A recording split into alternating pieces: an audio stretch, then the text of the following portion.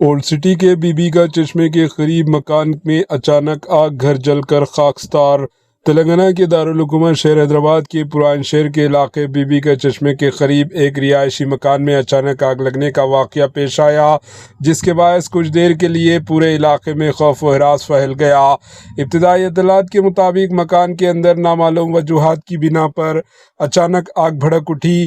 مقامی افراد نے مکان سے دھواں اٹھتا دیکھ کر فوری طور پر فائر بریگیڈ کو اطلاع دی۔